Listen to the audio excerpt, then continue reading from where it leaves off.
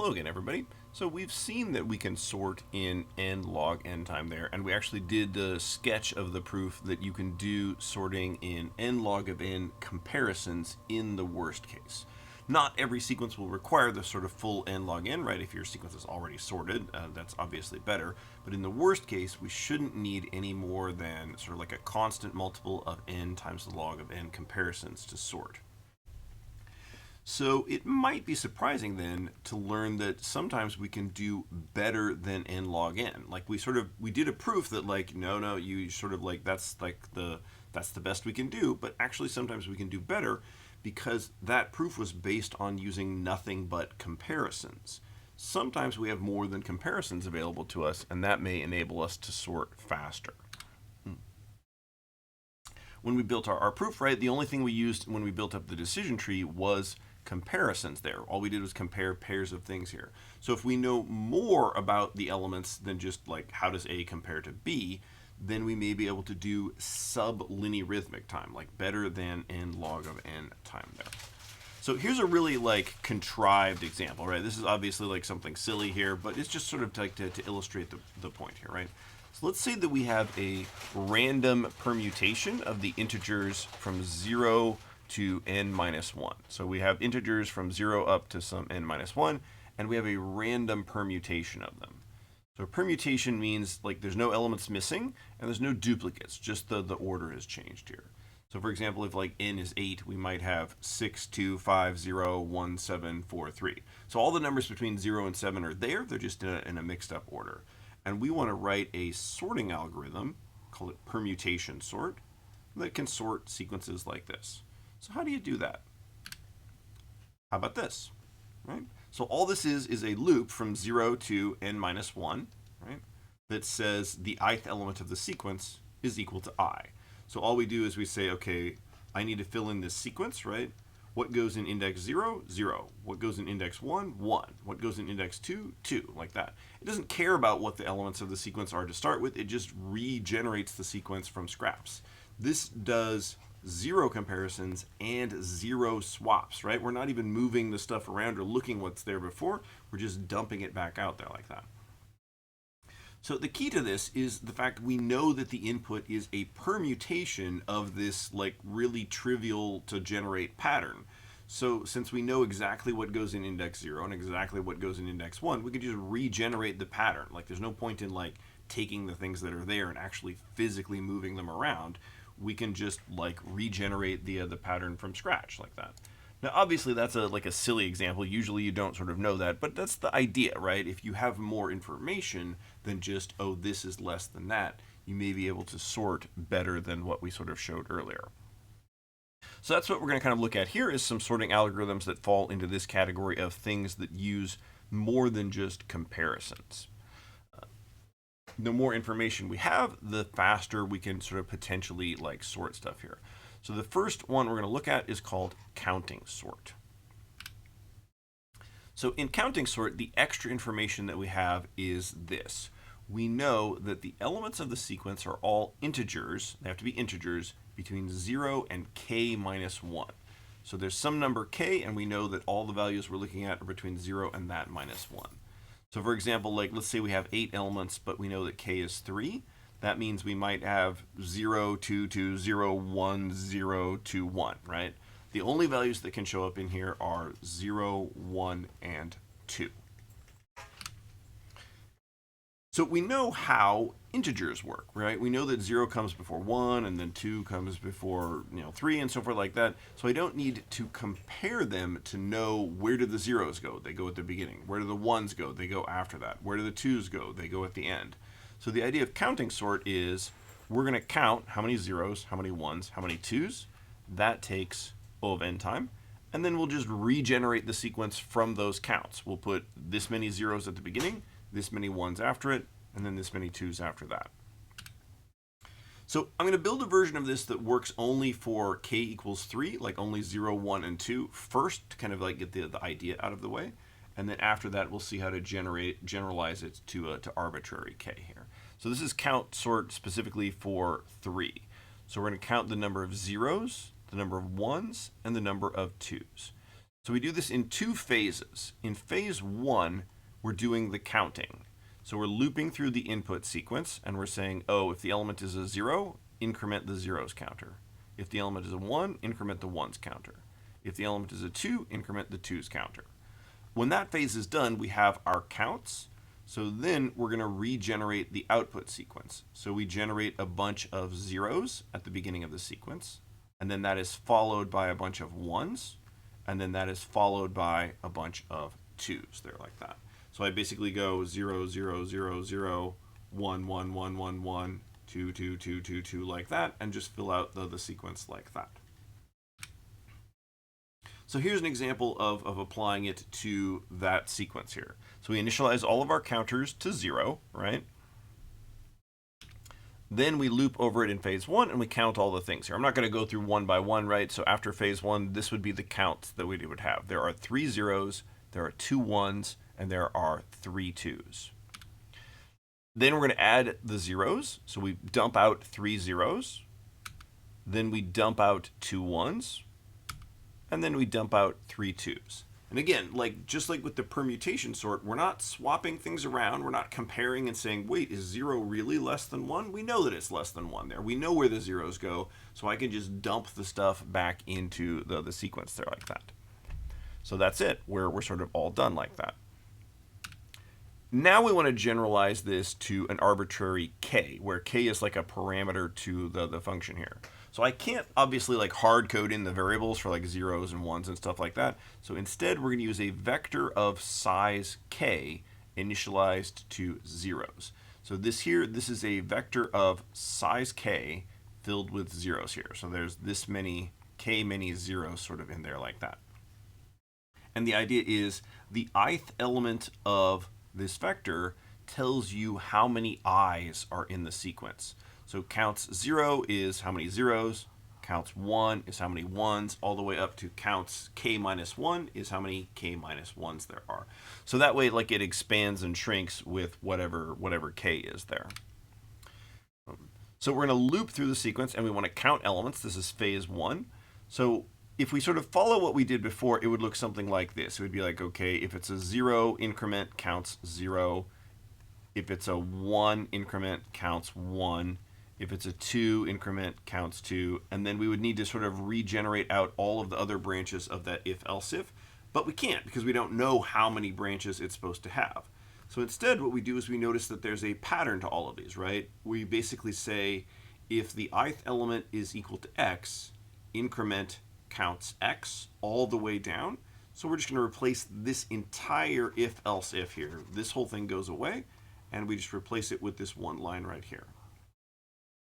So this seek I is x, right? X equals the ith element of the sequence, and then x is also being used as a subscript on the counts vector there. So that kind of eliminates the problem of needing to know how many branches the if-else if needs to have in there like that. So that's my phase 1 loop right there, is literally just loop through that and then increment all those things there like that. And then for phase 2, we want to regenerate the sequence. So count sort 3 used 3 separate loops, but obviously that won't work. So instead we'll use a nested loop here to go from 0 to k minus 1, and then inside of that a loop to actually generate all the stuff here like this. So the outer loop here is x equals 0 up to k minus 1. That's sort of saying how many zeros, how many 1's, how many 2's. Then we ask how many of this thing do we need, how many x's, and then this inner loop here is basically just generating out. This is going to fill our sort of sequence array here with c many x's. That's what the sort of inner loop does there. It loops from 0 to c minus 1 and just dumps a bunch of x's into it there. So the entire implementation looks like this, right? We have this vector up here. Phase 1 is just this, and then phase 2 is that step down there like that. So again, we'll do it on the sort of same sequence as before, but to illustrate the process here, right? So counts is now a vector, right? So whenever we see a 0 up here, we're going to increment the 0th element there. So see that? We increment that to 1. Whenever I see a 2 up here, I increment the 2 index there like that. So I'm just matching the number up here is the index down here. So see a 2, increment that. See a 0, increment that. See a 1, increment that. See a 0, increment that. See a 2, increment that. See a 1, increment that. So that's the end of phase 1 there like that. Now, one thing to notice is that if you add up the elements in here, right, you get 8. You get the original size of the whole thing there like that. Now, phase 2, we're going to say, okay, how many zeros do we want? So x is equal to 0. And then c is how many of those do we want? So we want 3 zeros. So we're going to dump 3 zeros into the beginning of the array there like that. Then x moves over to here, so now x is equal to 1. So now we're wanting to know how many ones. The answer is 2. 2 ones. So we're going to dump 2 ones into the array. Then x moves here, right? So x is now 2. X is what are we going to dump? C is the value from inside of the counts telling me how many of them we want. So we want 3 2s. So we're just going to dump out 3 2s. And then when we reach the end there, we're just done like that. Now, the runtime and memory analysis of count sort has a few little details to it here that are easy to kind of mess up here, right? So the counts vector uses O of k memory, right? K is its size.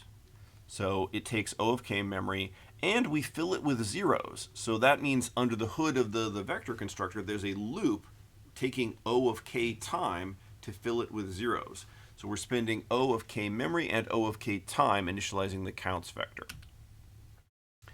The phase 1 loop, like this loop right here, right?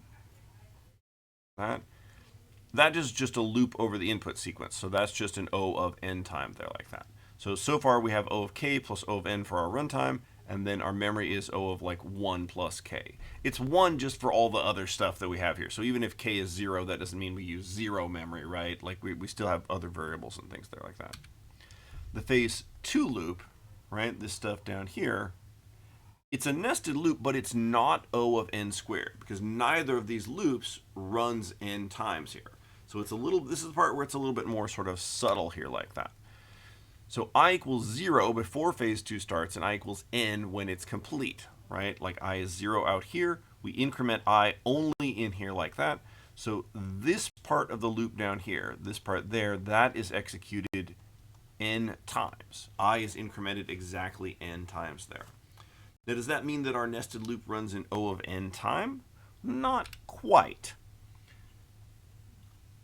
So the problem is, imagine what would happen if we kept the sequence the same, but we set k to 1,000, right? So now my counts vector would look like this. It would have the same 3 numbers at the beginning, and then a bunch of zeros after that there. But our loop, our phase 2 loop, is going to have to still loop over all these zeros. Even though it doesn't actually do anything with them, it still has to look at them to determine that they are zeros there. So our total runtime for the phase 2 loop is actually n plus k. As long as k is small, this is just going to be equivalent to O of n there like that. But if k is big, then it can sort of have an effect on stuff here. So our total runtime is n plus k, and our total memory usage is 1 plus k. Again, if k is like small, then this is basically equivalent to O of n and O of 1. But if k is large, then it can have an outsized effect on the runtime of the whole thing here.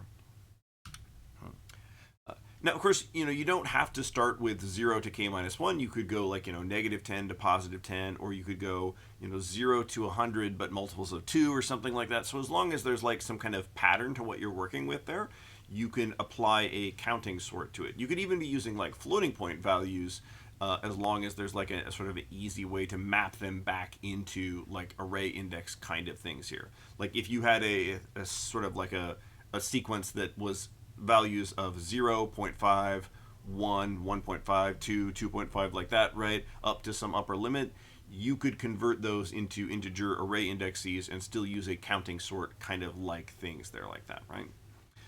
If your data has no pattern, right, if it's just like sort of random integers or something like that, but you know that there are a lot of duplicates, then you can use a hash table, which we're going to talk about in Module 5 here, and then to track the counts there. But that would pretty dramatically increase our memory usage there. But that's like an option. Like if you have a bunch of values that don't have a pattern, but you know that you have lots of duplicates of them there, you could do something like that. Next up, we're going to look at a bucket sort here. So a bucket sort is like an extension of a counting sort. And the assumption that it relies on is that the values in the sequence are, number one, they're in some kind of a range, not necessarily 0 to k minus 1, but just some range, right? And they are uniformly distributed across that range. Uniformly distributed means all the values in that range are equally likely. So like if your range is 0 to 99, that means a 0 is just as likely as a 1, as a 2, all the way up to 99 there. Typically, we'll only use a bucket sort for very large sequences. Not the range is large, but the size of the sequence, the number of elements in it is large there like that. So this is typically something you'd only do for sorting like lots of stuff here. So the idea is like this. Let's say we have a sequence whose values are uniformly distributed over the range of 0 to 99. So like here's a sequence like that, right? So what we do is we give ourselves some number of buckets. How many buckets depends on like the range of values, but it should also depend on n, the number of things that we're sorting. But here we'll give ourselves 10 buckets for, just to make things easy, right? So we're going to loop through the input sequence, and we're going to put each value into the bucket that it belongs in. This is called the scatter step here. So this is kind of like counting sort, except that we're actually keeping track not just of like, how many zeros, but of the actual values. So we're spending O of n time, right, scanning through this here to sort of dump things into the appropriate buckets there like that. Then we sort the contents of each bucket using one of our other sorting algorithms here. So maybe we're doing like a quick sort and each bucket is taking n log n time, or maybe we're doing like insertion sort because they're all kind of small, so they're taking O of n squared time or something like that. So each bucket is now sorted. And then we do a gather step where we dump them all back into the original sequence here. So if you sort of look through, if I go back a step here, right, you look through the buckets, we have in the first bucket 137, then the next bucket 1219, then 28. So if I just dump them in the order from lowest bucket to highest bucket back into the sequence, I get the stuff sorted the way that I want it there like that. If you assume that we have k many buckets, right, setting up the buckets takes O of k time and O of k memory. Just like counting sort. Also like counting sort, our scatter step takes O of n time there. So usually the buckets are small enough that the per bucket sort is done using insertion sort, because they're sort of, it performs like other sorts better for smaller inputs here. So if the buckets are small, that kind of all works out like that.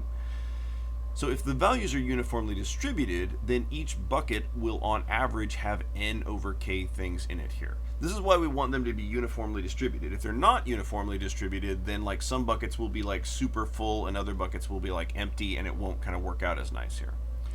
So if we use insertion sort, which runs again in O of n squared time, then each bucket takes n over k squared, n squared over k squared time to sort. So then if you multiply that by the fact that there are k many buckets, you get this. You get O of n squared over k. Which, like, if k is just a constant, that isn't really very helpful. But if k is based on n, then we can maybe reduce this to like O of n or O of log of n there. And then when we sort of gather it all back together, again, we're dealing with k many buckets, so we dump them all back together. So our total runtime based on both O of n and k looks like that. If k is a constant, then this is just O of n squared, right? It's O of n squared with a smaller constant. But if k is based on n, if we do something like k is 1/10 of n, then this gives us an O of n sorting algorithm, but with some fairly large hidden constants in it there like that. It has some like a high setup time, like setting up the buckets and populating them. So typically we'd only use this for very large sequences, not just like as a general purpose tool there like that. But we might use this as like the kind of top level algorithm in a hybrid sort, which we're going to talk about next. So the goal of a hybrid sorting algorithm is to be a good all-around sorting algorithm for sequences of any size. So remember that like in big O analysis, we only really care about what happens when n is big enough, right? And big enough can be different for different algorithms. In reality, there's a range of input sizes where O of n squared is actually faster than n log n, and where n log n is faster than O of n there, like that. So in hybrid sorting, we're aiming to choose the fastest in real world terms sorting algorithm for the current sequence size.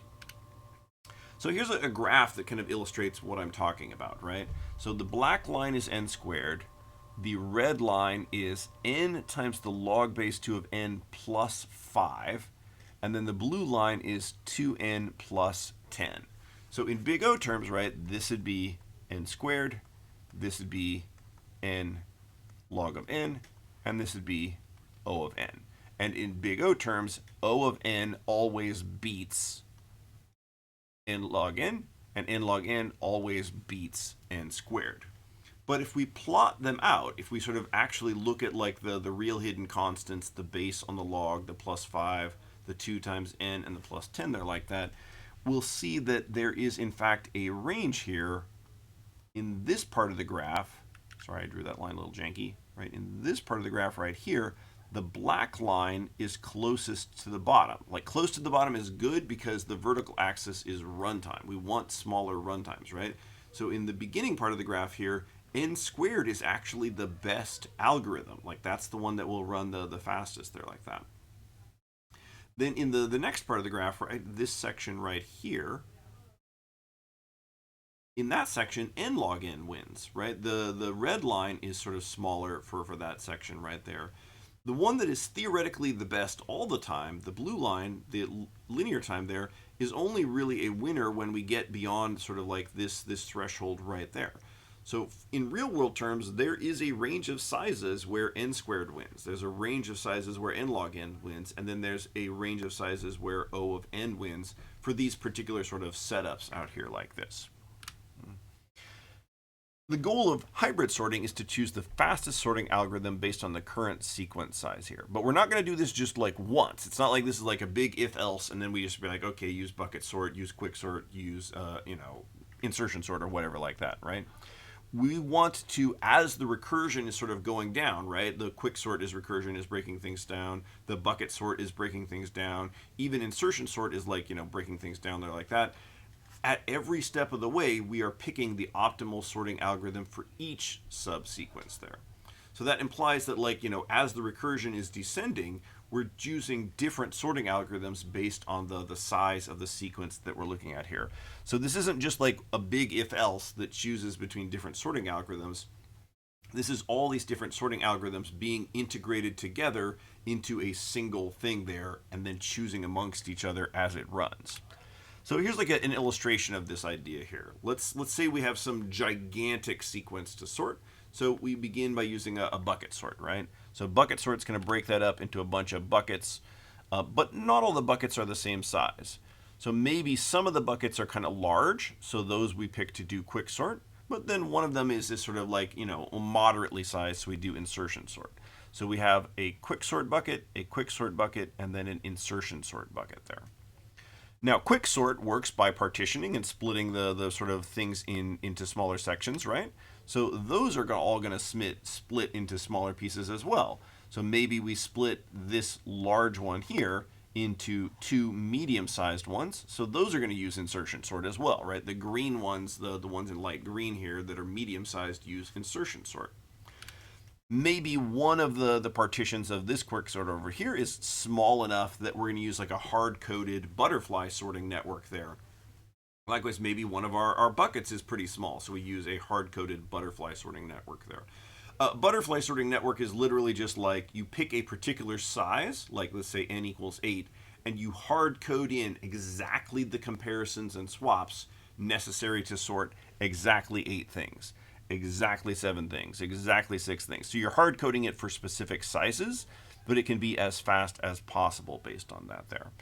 So you'll notice that like we're not just making the decision about which sorting algorithm to use once, we're making it every time we sort of make a sequence smaller, we make a new choice based on the size of that sequence. So anyway, here's to sum it all up, right? Counting sort, that's when the input sequence is only a few distinct values, but we have like lots of duplicates, and they have to be some easy to reproduce pattern there. Runs in O of nk, n plus k, not n times k, time and memory, but it's not suitable when k is large. Bucket sort is an extension of this, right? Where instead of just counting, we're actually storing the values into buckets. They're like that. Runs in n plus n squared over k plus k time, but it's really only worth using for very large sequences. And then hybrid sorting is not really like a separate sorting algorithm, right? It's a way to integrate all the sorting algorithms together and combine them into a single thing there. So that is our faster sorting algorithms, things there like that. All right, that'll do it. Thanks a lot, everybody, for your time.